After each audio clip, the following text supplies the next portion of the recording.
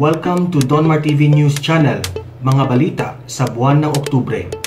Kaya ako natutuwa kay Ivana, it's not just because she's beautiful and extravagant. Okay? Actually, sa totoo lang, marami pang mas maganda kay Ivana. Kung iisipin mo bakit si Ivana ang umangat compared dun sa iba na magaganda? One, witty siya. Pangalawa, sa tingin ko lang, may brain. Okay? May utak yung tao. Pangatlo, may sense yung niya, yung content. Kasi you have to understand, not everyone is attracted to beautiful faces o yung maganda katawan. Kasi hindi naman lahat yan, puro lalaki lang ang followers. May mga babae din followers si Ivana eh. Siguro dahil maganda kay Ivana, una, hindi jowa, wala naman jowang binibidyo-video yan si Ivana eh. Tingnan mo, subukan niya in the future pag nagka-jowa yan ang i-vlog niya. Laglag yan si Ivana. Pupusta ko sa inyo.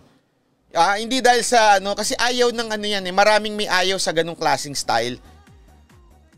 Ang maganda kay Ivana, may sense yung video niya. May content, may utak. Tapos hindi siya maarte. Maganda siya, sosyalin ng itsura niya pero hindi siya maarte.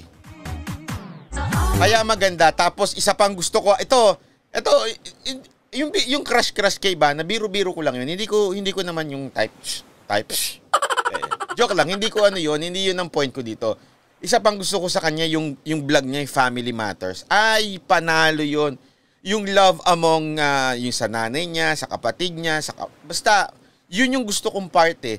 Kasi somehow, napapakita yung family love doon. Yun ang gusto ko. Kaysa naman yung mag-aasawa, mag-jowa, mag-aaway-away, pukpukan.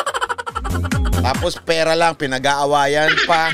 Hindi ako jelly pagka nagka-jowa si Ivana. Walang ganun. So, pambihira naman kayo. Medyo magising-gising naman kayo. Hindi naman ako papatulan nung pambihira.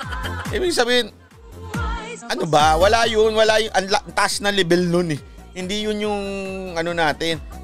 Kaya lang talagang kasi syempre ang nagustuhan sa kanya eh. I-remember ko yung nagustuhan sa'yo, diyan ka dapat mag-stick. Nagustuhan sa kanya yung pagiging single niya at ang minamahal niya, yung family niya. Yun yung gusto ng tao dun eh. Hindi yung ka-jowa, sus. O hindi, tutulad na lang siya dun sa mga iba. Ganun na mangyayari dyan. Cheesy, alam mo, cheesy, ganon, di ba?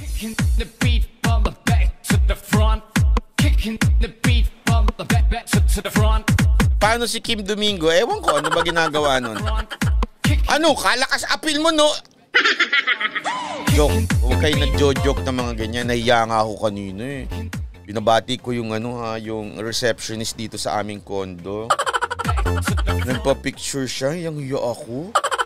Sabi ko, pinanonood ako nito. Ang pangit-pangit ko pa naman pag bumababa. Di mo sinabi ate, para sana next time mag-makeup naman ako pag na-picture. Wala akong ka-arty-arty sa katawan ko pag bumababa ako dyan eh. Kasi nagpa-picture siya. Pa-picture sir, sabi siya. Ate, sure ka ba dyan?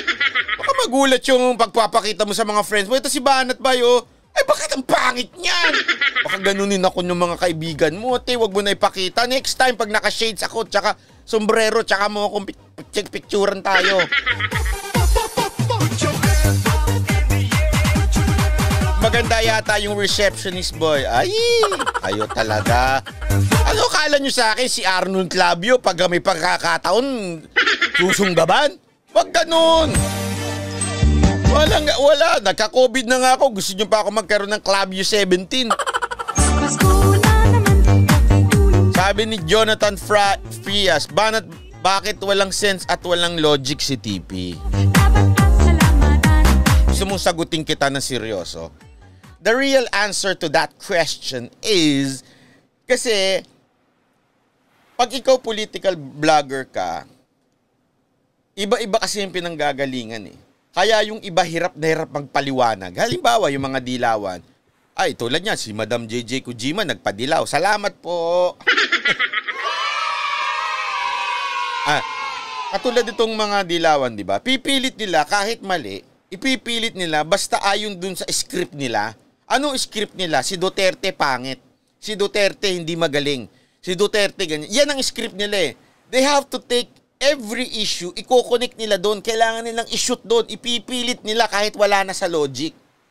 Yun ang problema kay TP. Meron na kasi siya. Di ko alam kung bakit niya pinipilit. Di natin alam. Meron na siyang, eto si Velasco dapat at si Cayetano pangit. So kahit anong tingnan mong angulo, kahit anong facts, kailangan sumit doon sa kwento na okay si Velasco, pangit si Cayetano.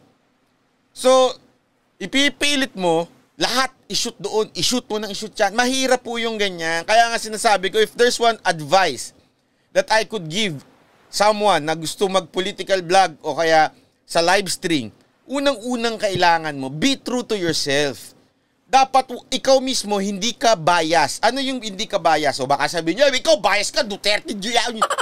Hindi yan ang ibig ko sabihin. Ang ibig ko sabihin, hindi ka bias. You are willing to change your opinion if the facts is asking for it. Oy! Oy! Oy! Oy! English yun ha. Ibig sabihin, pagka yung mga facts, mali dun sa opinion mo, wag kang maging humble enough ka na sabihin mo mali ako. Yung opinion ko mali kasi ito pala nangyari. So baguhin mo. Ang problema kasi pag meron ka ng ito dapat. Kailangan ito mangyari. I-shoot mo lahat ng issue diyan. Kailangan pumasok ito sa kwento ko. Or else mapapaya ako sa kung sino mang sponsor ko. Ganun. Kaya tuloy sabit-sabit. Don Chin, salamat po. Huwag ka magtaas ng paa. Sorry. Kayo talaga, oh.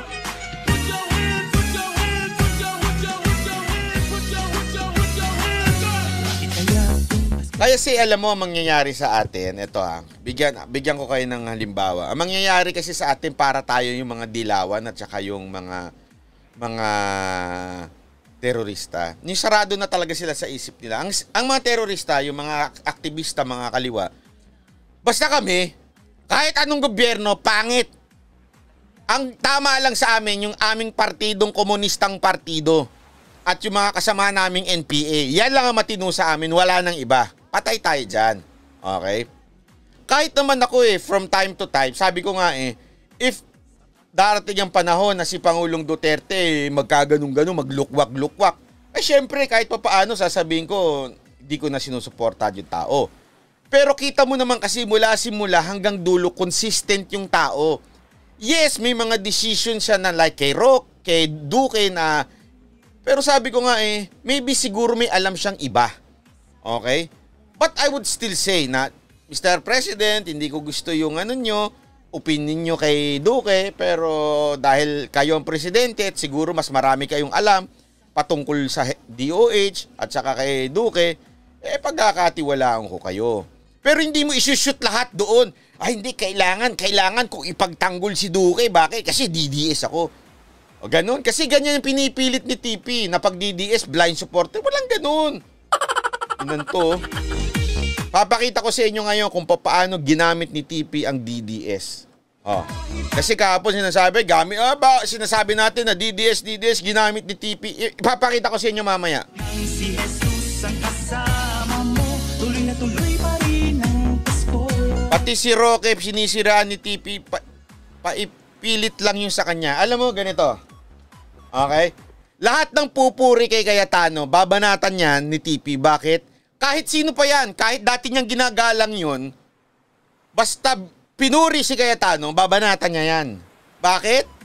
Kasi yun script niya. Script niya, kailangan kung banatan si Cayetano. Kailangan sumama itsura ni Cayetano. Sabi ko sa inyo, nako, kilala ko ang karakas niyang batang yan. Ay nako, wala itugtog natin. Sige, pasok. Yan na, simula na banatan. Pag mga ganyan ng tugtugan, simula na banatan yan. Pero Gino muna ako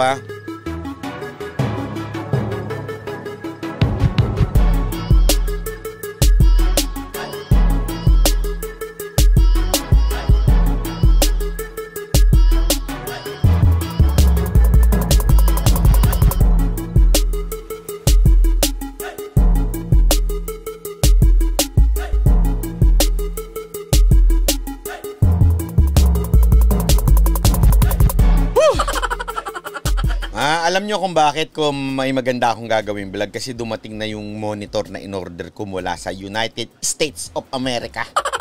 Maraming salamat sa assistance ni Sir Randall Bunagan sa konting tulong niya at ang kanyang asawa sa pag-deliver dito through Johnny Air, ha? Ang Johnny Air, hindi yun naniningil ng tax sa akin. Antaray, palakpakan natin ng Johnny Air. I love you, mga taga Johnny Air. I love you. Ha? Dahil sa inyo, aaraw-arawin ko, nagulat ako. Within, isipin nyo to, ha? Within 1 week kung in-order yung sa Amazon, dumating na. Kagad in 1 week, mas mabilis pa yung order na yan kaysa sa in-order ko sa Lazada. Binabanata naman ngayon, Lazada. Yung Lazada, at lalo na Shopee, umaabot pa ng 1 buwan. China lang panggagalingan, Hong Kong lang. Pati sa Lazada, mababa na yung 2 linggo pag in-order ko.